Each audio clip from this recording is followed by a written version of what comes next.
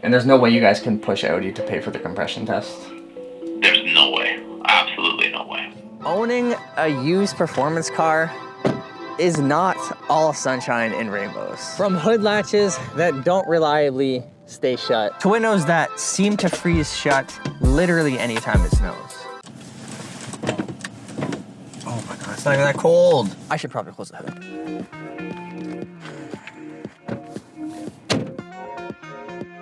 But the reality is, this is a used performance car. And regardless of how much due diligence you did before buying the car, you're probably going to have some gremlins creep in. I don't think that'll ever get old. So I've owned this car for 6 months now. This is my 2018 Audi RS3, and I'm currently sitting at 97,000 kilometers. I am the second owner of this car. The first owner owned it through its entire life up until about 6 months ago. When I purchased it, I traded in my S3 and purchased this car. And this video is really just about the realities of owning a used performance car, and specifically a used performance car that is a little bit older. This car was originally produced in November of 2017, and the original owner took delivery of the car in February of 2018. So the car is 8 years old. It's in really good condition inside and out, especially for a car of that age. I made sure to do a ton of due diligence before buying this car. I took my time. I think I spent about 4 or 5 months in total watching the market, going and looking at a few in person. And this one I settled on because 1, it was Nardo Grey, 2, it had 1 owner, and 3, which was the most important one, it had a really, really solid service history.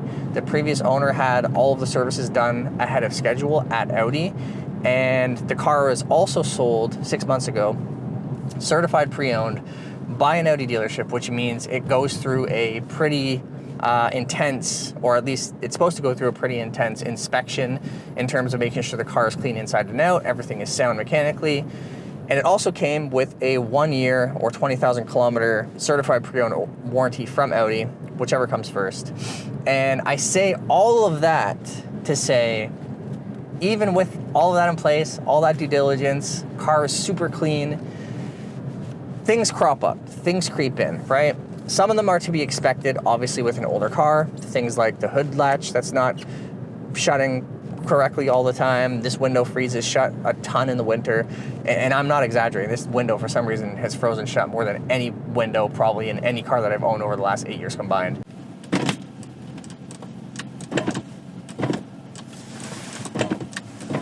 Oh my God, it's not even that cold. Ah. But again, quality of life, it's a small thing, but it is a thing, okay? Now, to the kind of meat and potatoes, if you will, of the video. I had planned on doing this video initially almost 2 months ago now, and the point of the video was going to be the same thing, talking about the realities of owning a used, older performance car, but it was going to be focusing on just those kind of small gremlins, right? That any older car is going to have over time. Things start to get a little weird, you know, gives a little character, I guess. But my car had other plans. So this is the inline-5 Daza engine from Audi. And by all metrics, from what I understand, this is a very reliable, a very stout engine, even when you're putting some power behind it. When I bought the car, I had fully intended on tuning this car. Apparently, the RS3 is just insanely fun and fast on a stage 1 tune, but once you go to stage 2, it's crazy. I owned a S3 previously. That's what I traded in or sold for this car, and that was tuned with integrated engineering. I had their intake, their downpipe, their stage 2 ECU tune, and then I had their TCU tune. That car was actually a little quicker around town than the RS3 is stock. So when I bought the car, I fully intended on tuning this thing, and now there's some anxiety.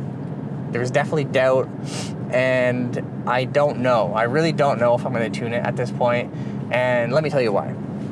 So about 2 months ago, everything was great. I was driving the car all winter, and one morning I noticed that when I started the car up, there was a bit of a rough idle, and I didn't think much of it. I just thought, oh, maybe there's bad gas. Maybe it's just the car is really cold. I don't know. Maybe it could be spark plugs, right? So I drove the car that whole day, it drove fine. It was just every time I hit a stoplight or a stop sign, a red light, when I was idling, I could feel it. I could feel it in my butt. I could hear it. It was just kind of chugging a bit, right?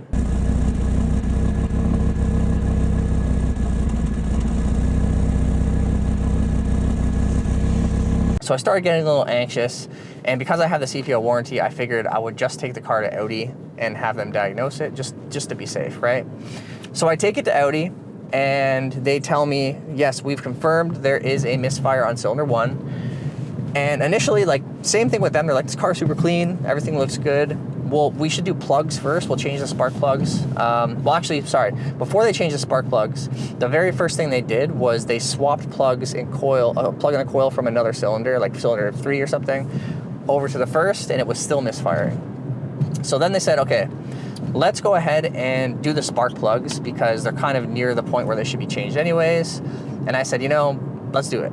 That was kind of out of my pocket because spark plugs are wear and tear, but we changed the plugs and it was still misfiring. So after they did the plugs, still had the misfire, they looked at doing an injector, right? So they changed the injector, and mind you, I had asked after the plugs were done, like if we could do a compression and leak down test, and they basically said we could do it, but they didn't think it was like totally necessary at that time. But I was also gonna have to pay because as far as Audi was concerned, there was no real reason to do the test at that point.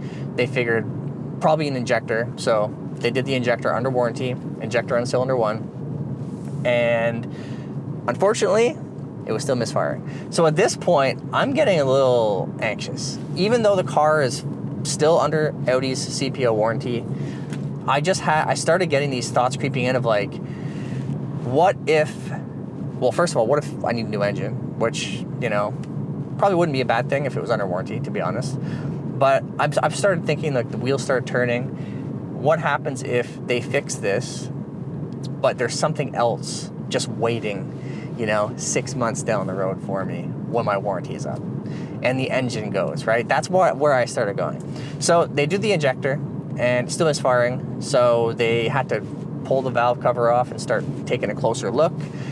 They did a bore scope and all the cylinders look fine. There's no, like, there was no issues, no scoring in the cylinder walls, like nothing looked, you know, off, but they did find that there was a rocker arm bearing in cylinder 1 that had gone bad, which was causing this whole problem. So they replaced the rocker arm they replaced the whole rocker arm. They did a bunch of other stuff in there, and the car has been great ever since. But I'm gonna say again, obviously buying a used car, even if you do your due diligence as I did, there's going to be chances, an increased chance, or maybe not even increased, but there's always a chance with a car that something goes wrong, right?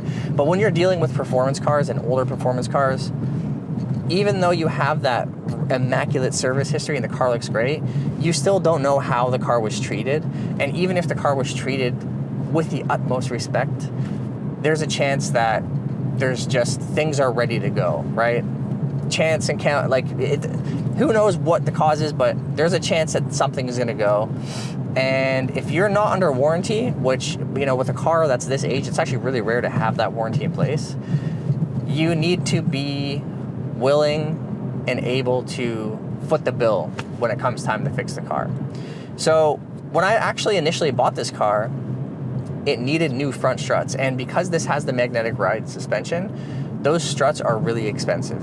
And thankfully, the Audi dealer that I bought the car from, under good faith, they replaced the full front strut assemblies. But if that was out of pocket, that alone would have set me back. If I did it at the dealer, it's going to set me back like $5,000, probably $6,000, right? Doing it independent, maybe like $3,000 to $4,000. But that's a lot of money. And when this issue happened with the engine, again, I'm not gonna lie, I didn't have my car for 2 weeks while they were diagnosing the issue and while they were kind of sorting it out and getting the part in and then doing the work. I didn't have my car for 2 weeks.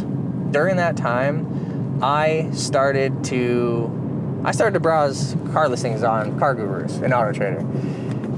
And I was really like starting to think that I don't know if I want to keep this car because this is my dream car. I've said that in a few videos now, and if you've seen my videos previously, you probably already know that, but this is one of my dream cars, and I don't want to get rid of this car. Like, I do not want to sell this car. I love it to death. It brings me so much joy.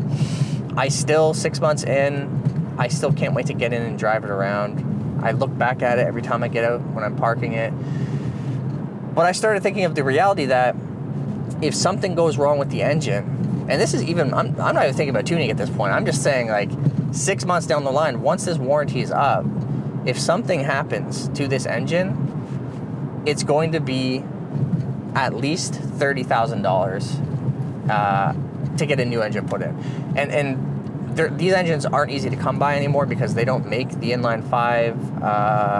You know, it's only in the RS3. TTRS is gone. And it's just like this generation, it's not easy to find these engines. If the engine goes when I'm out of warranty, I'm basically screwed, right?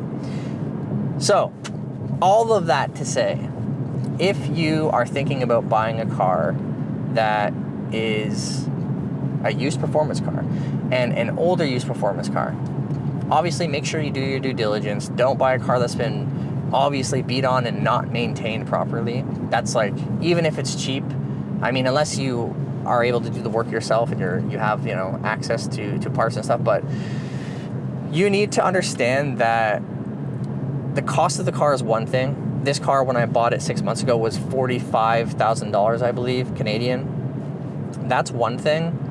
Maintaining the car obviously is going to be more expensive than a regular, you know, more economical car.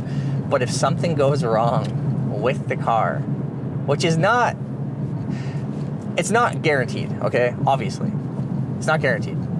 It's actually surprising, according to the service advisor and the techs and stuff that worked on the car. It's surprising that this happened to my car, but it's a chance. There's a chance. It's a possibility. You just need to you have to accept the fact that something could go wrong. And especially if this car is your only car, if you have no other way of getting around, you're really asking for trouble at that point. But that's all I had for this video, guys.